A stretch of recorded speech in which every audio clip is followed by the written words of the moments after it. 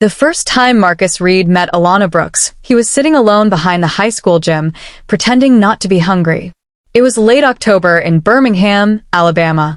The air carried that first hint of southern chill, and the football field lights were already glowing for Friday night. Students in red and white jerseys laughed and shouted nearby, their parents unloading coolers and folding chairs from SUVs. Marcus sat on the cold concrete steps behind the bleachers, hoodie pulled tight around his face. His stomach twisted painfully.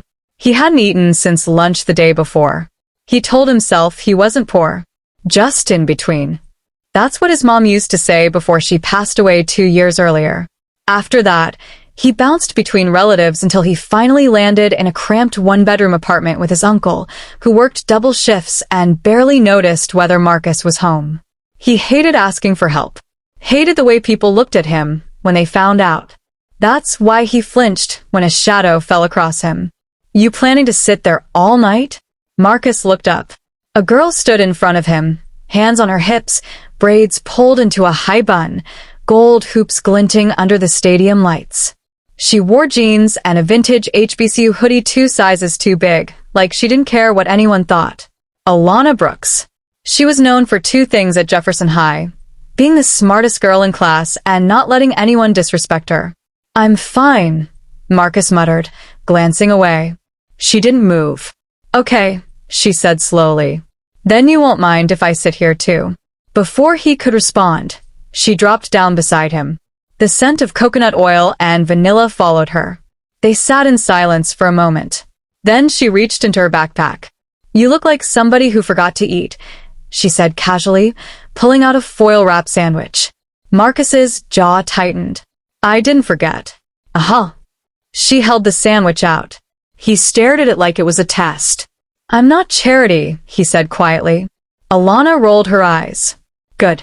Because I don't do charity. I do community." She placed the sandwich in his hands anyway. "Turkey and cheese. Don't argue. I saw you skip lunch yesterday too." His ears burned. He hated that she noticed. But his hunger won. He took a bite, then another. Within seconds, he was eating like someone afraid it might disappear. Alana didn't say anything. She just watched the football field lights flicker against the dark sky. "My grandma says pride don't fill your stomach," she said softly. "But food can fill your future." Marcus swallowed hard. "Why do you care?" he asked. She shrugged. "Because nobody cared when my mama was struggling. And I decided I'd be different." That was the first night. After that, it became routine. Alana would accidentally pack extra food. Sometimes it was leftovers from Sunday dinner, fried chicken, cornbread, collard greens wrapped in foil. Sometimes it was just peanut butter sandwiches and an apple. They started studying together behind the bleachers, or in the public library. She helped him with calculus, he helped her with physics. He discovered she wanted to be a civil rights attorney. She discovered he wanted to build something big, something that would make people remember his name. "I'm gonna be rich one day," Marcus said one evening as they sat on the hood of her mom's old Honda, watching the sunset bleed into orange and purple. Alana smirked. "Oh yeah? What kind of rich?" "Own my own company rich." "Doing what?" "Tech real estate. Something big. I don't know yet. But I won't stay broke." There was no arrogance in his voice. Just determination. She studied him quietly. "You're not broke," she said. "You're just starting." He looked at her differently then. No one had ever said that to him. Not teachers who assumed he wouldn't graduate. Not relatives who treated him like a burden. Not friends who disappeared when he couldn't afford to hang out. Only her. The night before graduation, they returned to the bleachers one last time. Marcus had received a partial scholarship to a state university. It wasn't Ivy League, but it was a way out. Alana was headed to Howard University in D.C. on a full ride. They sat close, shoulders touching, the future heavy between them. "I don't know how to say this," Marcus began. "Then don't," she teased. But her voice trembled. He turned toward her fully. "You fed me when I didn't have anything," he said. "You believed in me when I barely believed in myself." Alana looked down at her hands. "Marcus." "I'm not ready right now," he rushed. "I don't have anything to offer you. No money. No stability. Just dreams. She smiled sadly. Dreams are something. Not enough, he insisted. He took a breath, heart pounding. But one day, he said firmly, I'm coming back for you. When I'm rich. When I've built something real. I'll marry you. The words hung in the warm Alabama air. Alana searched his face, trying to decide if he was joking. He wasn't. Don't make promises you can't keep, she whispered. Marcus reached for her hand. I'll keep this one. She squeezed his fingers, fighting tears. Okay, she said softly. Then I'll be waiting. But life in America rarely follows the plan two teenagers make under stadium lights. The next morning, they left for different cities. Different dreams. Different battles. And neither of them knew that keeping a promise would cost more than either of them expected. Washington, D.C. was nothing like Birmingham. The air felt sharper. The pace faster. The expectations higher. Alana Brooks stood in the middle of Howard University's campus with her suitcase in one hand and her acceptance folder in the other, trying not to let anyone see how overwhelmed she felt. She had made it. Full scholarship. Pre-law track. First in her family to leave Alabama for college. But making it didn't mean it was easy. Her roommate drove a brand new BMW. Girls on her floor talked about study abroad trips and parents who were judges, surgeons, politicians. Alana's mother worked double shifts at a nursing home. Her grandmother still clipped coupons on Sundays. Some nights, when campus quieted and sirens echoed in the distance, she'd scroll through her phone and stare at Marcus's name. They tried at first. Daily texts turned into weekly calls. Weekly calls turned into I'll call you tomorrow. Time zones weren't different, but their lives were. Marcus's messages grew shorter. Grinding. Got 2 jobs now. Can't talk tonight. Exam tomorrow. She understood, but understanding didn't stop the ache. Meanwhile, in Atlanta, Marcus was learning that ambition didn't pay bills. His partial scholarship covered tuition, but not housing, books, food, or the quiet embarrassment of being the only guy in class wearing the same 2 hoodies on rotation. He worked nights at a warehouse loading trucks. Weekends at a car wash. Sometimes he skipped sleep to study coding tutorials on YouTube in the campus library. He had changed his major to computer science after discovering a talent for building small apps. Tech is the future, his professor told him once. And you're hungry enough to survive it. Hungry. The word hit differently now. Some nights, exhaustion pressed so heavy on his chest he wondered if he'd made a mistake leaving Birmingham. If chasing rich was just another version of being broke, except lonelier. He'd open his phone and stare at Alana's picture, her graduation day smile, sunlight catching in her braids. She looked like stability, like home. But he refused to drag her into his struggle. He remembered what he'd told her. I'll come back when I'm rich. Not tired. Not half-ready. Not surviving. Rich. By sophomore year, cracks began to show. Alana was excelling academically, interning with a civil rights nonprofit. She stood in courtrooms watching attorneys argue police misconduct cases. She felt alive. But socially, it was harder. Some classmates questioned her Southern accent. Others assumed she was angry when she spoke passionately in debates. One evening after a heated class discussion about racial profiling, a white student muttered, "Why are you always making everything about race?" Alana froze. Because race had shaped everything in her life. Because her mother worked herself sick in a system that wasn't built for her. Because Marcus had once sat hungry behind bleachers while wealthier kids wasted cafeteria food. But instead of arguing, she went back to her dorm and cried quietly. She reached for her phone. Called Marcus. He didn't answer. He was in a warehouse, sweat soaking through his shirt, lifting boxes under fluorescent lights. When he finally called back at 2 a.m., she was asleep. The missed connection became a pattern. Junior year changed everything. Marcus entered a campus startup competition almost by accident. He and 2 classmates built a simple budgeting app designed for low-income college students, something that tracked spending, scholarships, side hustles, and emergency funds. They called it Rise. The app wasn't flashy, but it was real. It was built from lived experience. To everyone's surprise, they won second place and a small seed investment from a local tech incubator. It wasn't millions, but it was the first real step toward rich. Marcus quit the car wash job. Then, months later, the warehouse. He poured everything into Rise. Sleep became optional. Success became addictive. He stopped calling as much. Not because he didn't care, because he cared too much. He didn't want Alana hearing the stress in his voice. Didn't want her loving this struggling version of him forever. He wanted to return transformed. Senior year, Alana went home to Birmingham for Thanksgiving. The bleachers were still there. The paint was chipped now. The field lights dimmer than she remembered. She sat in their old spot, wrapping her coat tighter around herself. Her phone buzzed. Marcus. Big meeting tomorrow. Investors. Wish me luck. She smiled. You don't need luck.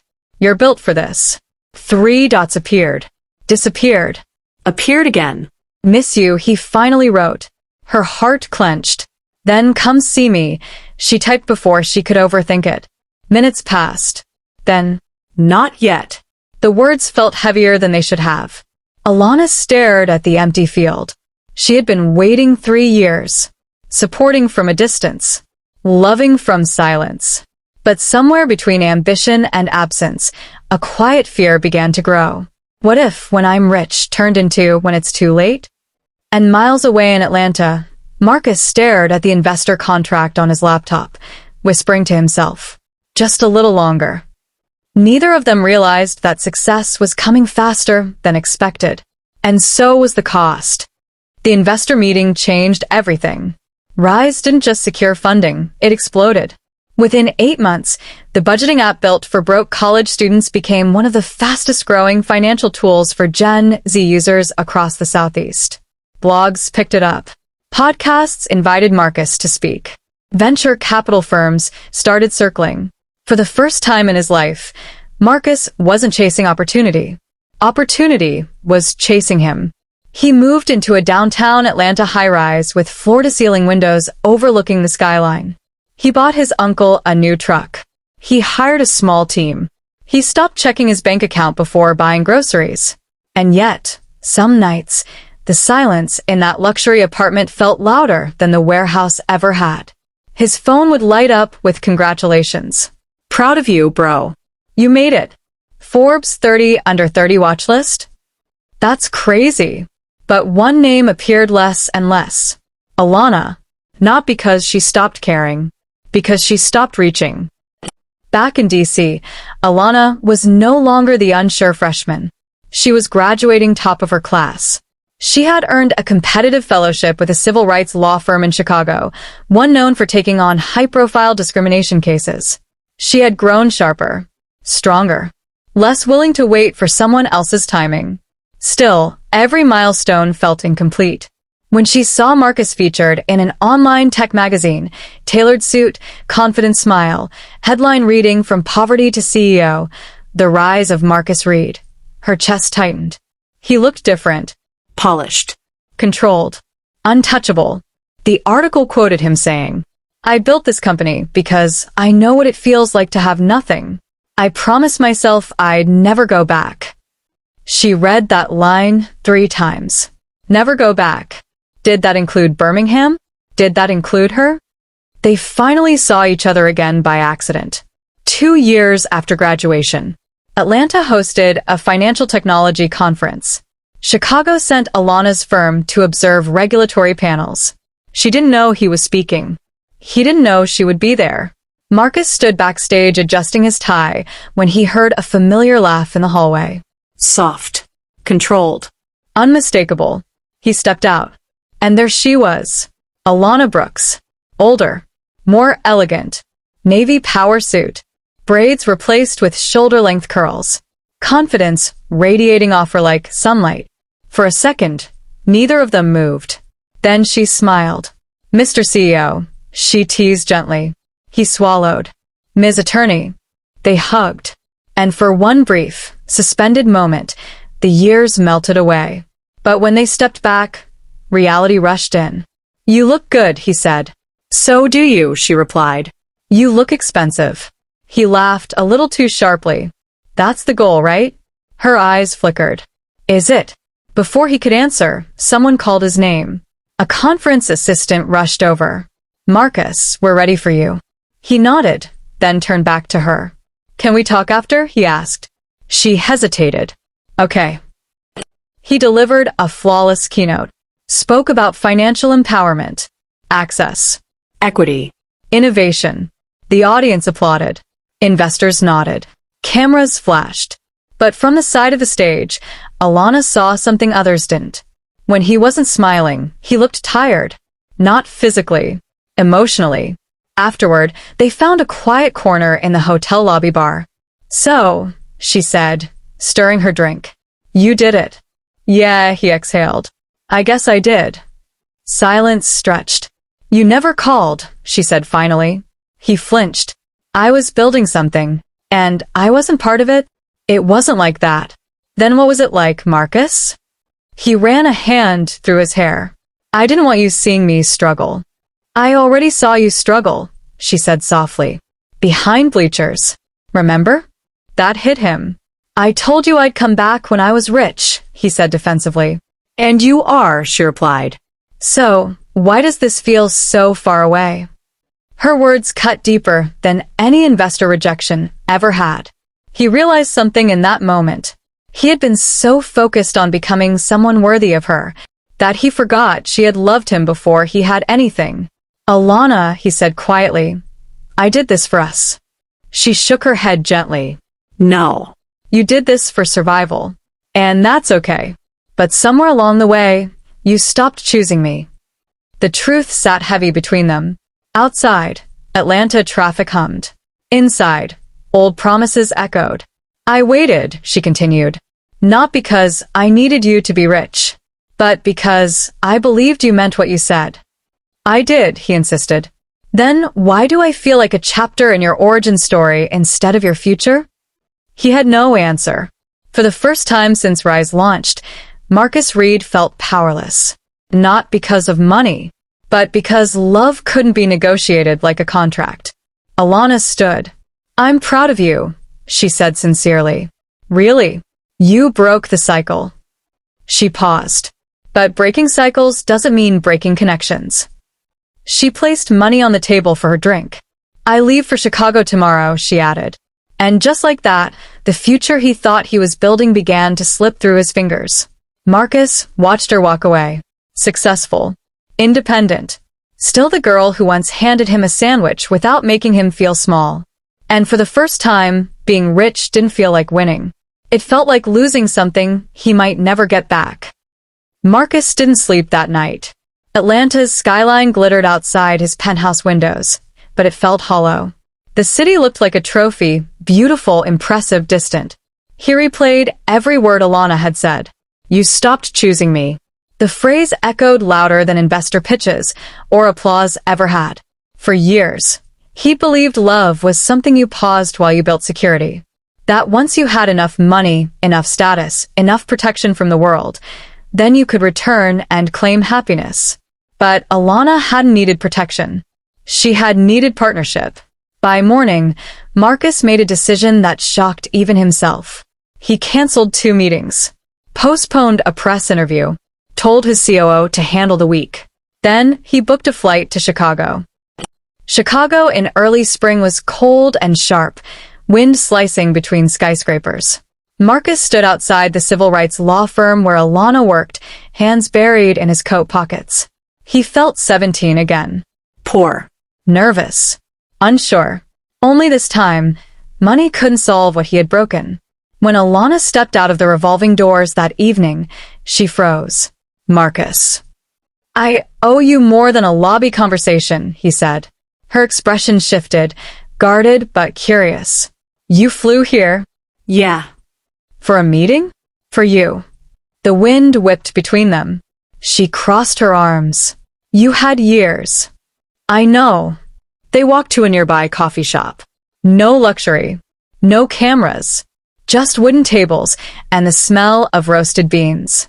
For a moment, neither spoke. Finally, Marcus leaned forward. I thought I had to become someone first, he began. Someone strong enough, rich enough, important enough. I didn't want to bring you struggle. Alana held his gaze. Marcus, I never asked you to shield me from your life. I know that now. He exhaled slowly. When my mom died, everything felt unstable. Food, housing, family. I promised myself I'd never feel that powerless again. So when I said I'd come back rich, it wasn't about impressing you. It was about control, she said softly. Yes. The honesty sat raw between them. In chasing control, he continued, I lost connection. Alana looked down at her cup. You didn't just lose connection, she said. You replaced it with distance.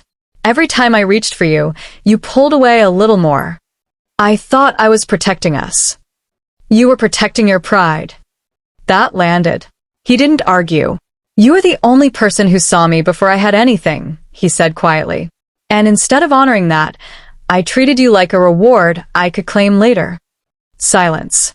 Outside, Chicago traffic roared past. I built Rise because I hated feeling powerless, Marcus added. But I never asked if you felt powerless waiting. Alana's eyes softened, but only slightly. I wasn't powerless, she said. I was growing too, fighting my own battles, building my own name. I know. Do you? She asked gently. Because when that article came out, From Poverty to CEO, there wasn't a single mention of community, of the people who stood beside you. He blinked. You were part of every late-night study session, every reason I didn't quit. Then why erase that? I didn't mean to, but you did. The truth hurt.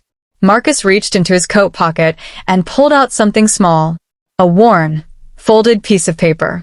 She recognized it instantly. Her handwriting. Years ago, she had slipped it into his backpack before he left for college. You are not broke. You're just starting. Don't forget who you are when you arrive. I kept this, he said. Every apartment. Every move. It's been with me. Her fingers trembled as she took it. I didn't forget you, he continued. I just convinced myself I had to earn you. You never had to earn me, she whispered. You just had to choose me. The simplicity of it nearly broke him. I'm choosing you now, he said. Alana searched his face. This isn't about guilt, she asked. No. Loneliness. No. Ego. He shook his head. It's about realizing that wealth without someone who knew you when you were hungry feels empty. She leaned back, studying him the way she had behind those bleachers years ago. You're different, she said. I had to be. And I'm different too. I know. She had cases now. Responsibilities. A reputation. She wasn't the girl waiting under stadium lights anymore. I don't need saving, she said firmly. I don't want to save you, he replied. I want to stand beside you. The wind outside rattled the cafe windows. For the first time in years, neither of them was speaking from fear. But rebuilding trust wasn't as simple as catching a flight. I won't be long distance forever, Marcus added carefully. Rise is expanding nationally. We're opening a Chicago office next quarter. Her eyebrow lifted slightly. That better not be the only reason. He smiled faintly. It's not. She looked at him, really looked at him. The boy who once sat hungry behind bleachers. The man who built an empire out of fear. The heart that had always meant well, even when it got lost. I'm not promising anything tonight, she said finally. I'm not asking for a promise. Just a chance. And as Chicago's wind howled outside, the future hung between them once again, uncertain, but no longer silent.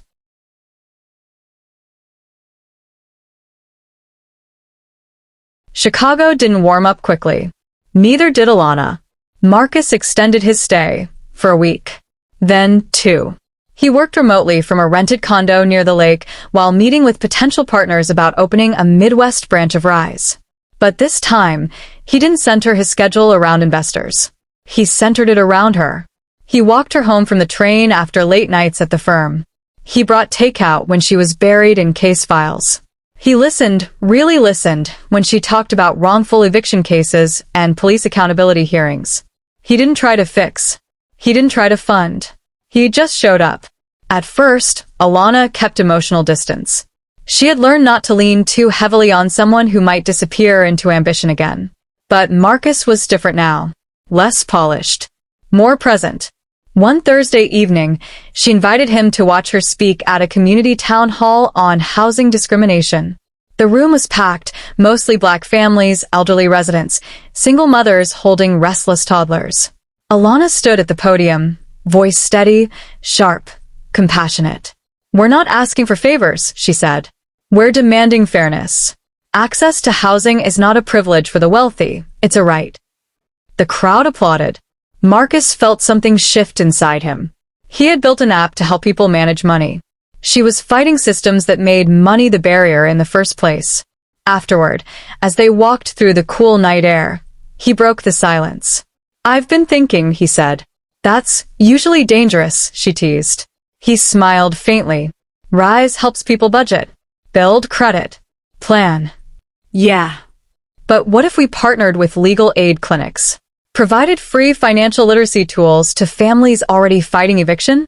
Integrated legal resources into the app. She stopped walking. "You do that." "Why not?" "Because it wouldn't be the most profitable move." He shrugged. "Not everything needs to be." She studied him carefully. This wasn't the boy chasing wealth to escape fear. This was a man starting to understand impact. "You're serious," she said quietly. "Very." For the first time since that night in Atlanta, she reached for his hand without hesitation. But healing wasn't linear. 2 weeks later, Marcus had to return to Atlanta for a critical board meeting. Major investors were pushing for aggressive expansion. National rollout. Higher subscription tiers. Less focus on low-income markets. "It's business," one board member argued. "Scale-up market. That's where the money is." Marcus sat at the head of the table, silent. Years ago, he would have agreed without question. But now he saw faces in those numbers. Students skipping meals. Families choosing between rent and groceries. Himself at 17. "We built Rise for accessibility," he said firmly. "We don't abandon that." The room went quiet. One investor leaned back. "Don't let sentiment cloud strategy." Marcus met his gaze steadily. "It's not sentiment. It's brand integrity." It was also love. Not just for Alana. For the version of himself she had protected. The vote was tense, but Marcus held enough equity to steer the direction. When the meeting ended, he felt something unfamiliar. Not just power. Alignment. He flew back to Chicago that weekend without telling her. Alana was sitting on the edge of Lake Michigan, heels off, feet buried in the sand when he approached. "You stalking me now?" she called without turning around. "I memorized your habits," he replied. She smiled and patted the sand beside her. They sat in comfortable silence, watching waves roll against the shore. "I had a board fight," he said. She raised an eyebrow. "You won." "I think so." "What was it about?" "Who we're building for." She didn't press. After a moment, he took a deep breath. "When I told you I'd marry you when I was rich, I thought money was the finish line." She turned toward him slowly. "But rich isn't a number," he continued. "It's building something that doesn't betray who you were." The wind tugged at her curls. "And who are you?" she asked softly. "A kid who survived because someone cared enough to share what they had." Her eyes glistened. "And now I want to build a life the same way." He reached into his jacket pocket. Alana's breath caught. It wasn't an extravagant ring. No oversized diamond. Just a simple, elegant band, gold, understated, intentional. "I'm not asking because I'm rich," he said quietly. "I'm asking because I'm ready." Her heart pounded. Ready for what? "To choose you every day. Not after success. Not between meetings. Not when it's convenient." The lake wind howled around them. "You don't have to answer tonight," he added. "I just needed you to know. I came back. Not with money. With clarity." Tears slid down her cheeks before she realized she was crying. For years, she had feared becoming a footnote in his success story. But sitting there, she saw the truth. She wasn't the reward. She was the foundation. And for the first time since high school, the future didn't feel like a promise deferred. It felt like something they could build together. Alana didn't answer him that night. Not because she didn't know, but because she wanted the choice to feel steady, not emotional. They walked back from the lake hand in hand, the small velvet ring box resting in Marcus's coat pocket like a quiet heartbeat. For the first time in years, there was no rush, no countdown, no when I'm rich. Just presence. A week later, Alana invited him to Birmingham. He hadn't been back in almost 5 years. The city looked smaller than he remembered. The high school bleachers were older, paint chipped, rust creeping along the rails. But when they walked toward the football field at sunset, it felt like stepping into memory. "You nervous?" she asked softly. "Terrified," he admitted. They climbed the same concrete steps where everything had started. Marcus ran his hand along the metal railing. "This is where you handed me that sandwich," he said quietly. "And you tried to act like you didn't want it," she smiled. "I was stupid. You were proud." He looked at her. "Thank you," he said. "For what?" "For not letting my pride starve me." The stadium lights flickered on, just like they had years ago. Time folding in on itself. Alana sat down in their old spot. Marcus remained standing for a moment, taking it all in. "When I left here," he said slowly, "I thought success meant escaping this place." "And now?" she asked. "Now I think success means coming back whole." He knelt in front of her. Not dramatically. Not for show.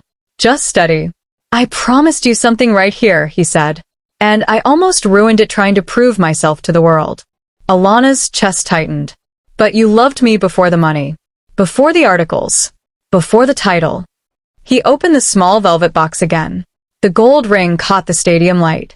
"I'm not asking because I made it," he said. "I'm asking because I know who I am now." Her eyes filled. "And who are you?" she whispered. "A man who understands that being rich isn't about what's in your account. It's about who's still standing beside you."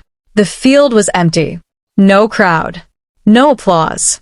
Just the hum of lights and the echo of old dreams. "I can't promise life will be easy," he continued. "Your work is hard. Mine is demanding. We'll argue. We'll get tired." He smiled faintly. "But I promise I won't disappear into ambition again. I won't make you wait outside my success." Tears slid down her cheeks freely now. "For years," she said softly, "I was afraid you'd come back different. I did." She let out a small laugh through her tears. "But you came back better." He held her gaze. "Alana Brooks, will you marry me?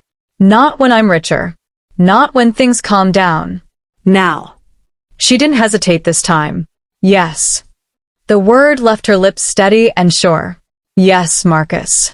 He slipped the ring onto her finger, hands trembling slightly. And just like that, the promise beneath the bleachers became real. They didn't plan a flashy wedding. No celebrity guest list. No luxury magazine feature. They chose something intentional. 6 months later, they were married in a historic black church in Birmingham. Alana walked down the aisle with her mother, who cried the entire way. Marcus's uncle sat in the front row, chest puffed with pride. Former teachers attended, neighbors, community members.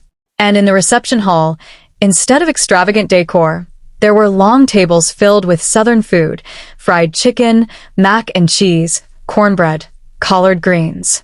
The same kind of meals that once sustained a hungry teenage boy.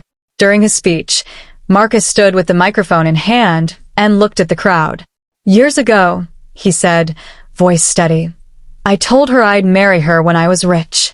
Soft laughter rippled through the room. "I thought money was the goal. Turns out, love was." He turned toward Alana.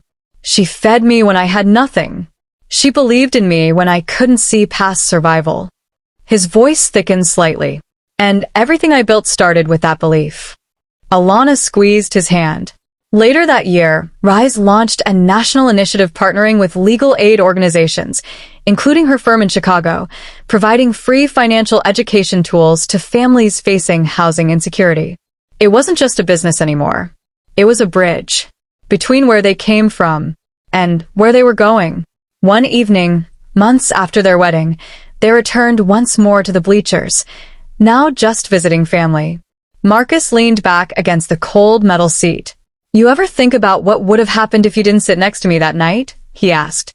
Alana smiled. You would have still made it. Maybe, he admitted. But I wouldn't have known what it meant. She rested her head on his shoulder. You kept your promise, she said softly. He kissed her forehead. No, he corrected gently. We rewrote it. Because the truth wasn't that a poor boy became rich and came back for the girl who fed him. The truth was simpler. A hungry boy learned that love was wealth, and when he finally returned, it wasn't to show what he had earned. It was to honor who had helped him become.